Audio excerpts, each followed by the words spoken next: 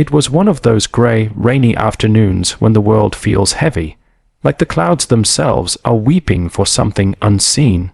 On a lonely stretch of highway just outside a quiet town, a group of bikers in leather jackets rode in a tight formation, engines roaring like thunder across the wet asphalt.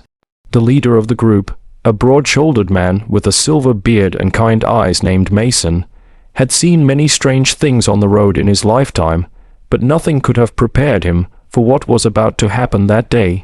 As they slowed near a gas station, they saw a tiny girl, drenched in rain, barefoot, clutching a torn pink backpack. She looked no older than 9. She stood right in their path, tears mixing with the falling rain, her small hand trembling as she raised it to stop them. And then, with a voice breaking under fear, she cried out, "Please, my stepfather wants to take me away. Don't let him." If you believe in kindness, in standing up for what's right, and in giving hope to those who feel forgotten, please take a moment right now to like this video, share it, and subscribe to our channel KindHeartsHub. Together, we can keep spreading stories that remind the world there is still good in humanity. The bikers came to a halt, their engines falling silent one by one. The only sound was the patter of rain and the distant rumble of thunder. Mason removed his helmet, revealing a weathered face that had seen both the best and worst of people. He walked toward the trembling girl, who backed away instinctively, her eyes darting toward the road as if expecting someone to appear. Her clothes were soaked, her hair plastered to her face, and her lips trembled with cold and fear. Mason knelt down, trying to meet her gaze, and though she couldn't find the strength to speak again, he could see the silent plea in her eyes, a plea for safety, for someone to finally believe her. The rest of the biker crew, known locally as the Guardians, had gathered around. They weren't the kind of men you'd want to cross on a dark street, tough, tattooed, and loud. But anyone who knew them understood that beneath the rough exterior, these men carried hearts of gold. They were veterans, fathers, and survivors, men who had known pain, and made it their mission to protect those who couldn't protect themselves. Mason put his jacket around the girl, and as he did, she began to sob uncontrollably. Between broken words, she told them her name Emily, and how everything changed after her mother remarried a man named Rick. Her stepfather, she said, wasn't kind. At first, he pretended to be the perfect gentleman, but soon after the wedding his mask fell. He yelled, he drank, and sometimes when her mother wasn't home, he'd grab her arm too tightly and whisper things that made her heart race with fear. Her mother tried to protect her, but she was trapped, too scared, powerless, and isolated.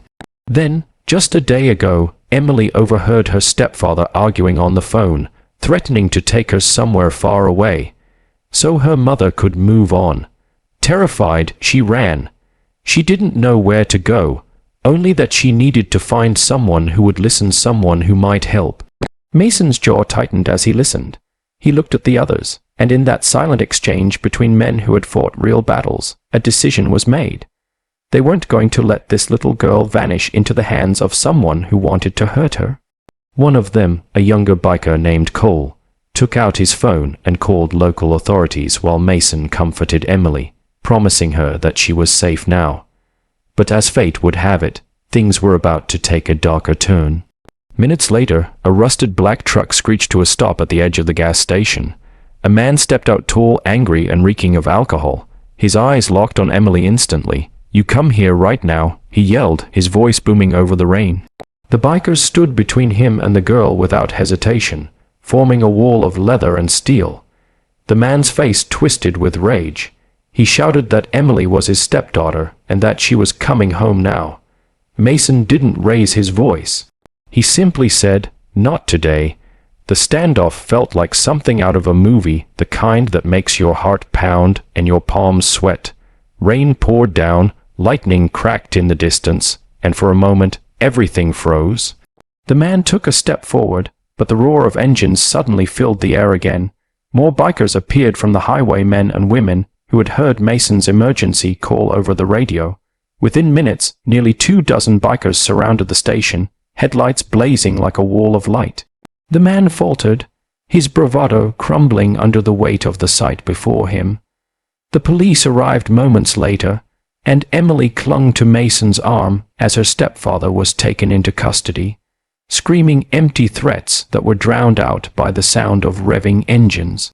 It was over, or at least the danger was, but for Emily, the journey toward healing had just begun. The bikers didn't leave her alone that night.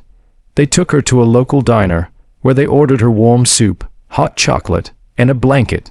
Mason contacted a women's shelter that specialized in helping abused families, and soon Emily's mother joined her there, tearful, shaken, but finally free. For the first time in a long while, they slept without fear. Mason visited them often, bringing small gifts, a teddy bear for Emily, a bouquet for her mom, and words of encouragement for them both. The Guardians became part of their lives, a family when theirs had fallen apart. Months passed and Emily began to smile again. The brightness in her eyes returned, little by little.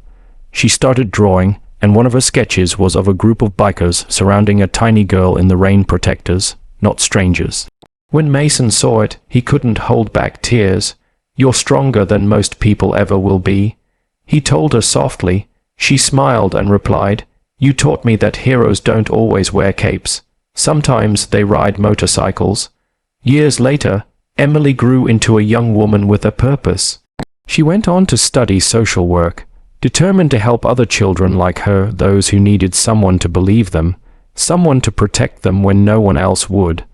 And on the day she graduated, a crowd of roaring bikes rolled up to the ceremony. Mason was there, holding a bouquet and wearing his trademark leather vest. Emily ran to him, hugged him tight, and whispered, "You saved me." He shook his head, eyes misty, and said, "No, kiddo, you saved yourself. We just made sure you got the chance." Sometimes the world can feel cruel and heartless, but stories like Emily's remind us that even in the darkest moments, light can appear in the most unexpected forms, like a group of strangers on motorcycles who became angels on wheels. If this story touched your heart, please take a moment to like, comment, and share this video. And don't forget to subscribe to Kind Hearts Hub for more real, emotional stories that remind us of the power of compassion and courage. Your support helps us keep spreading light in a world that desperately needs it.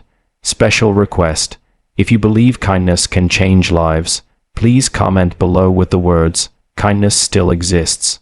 Let's fill the comments with hope.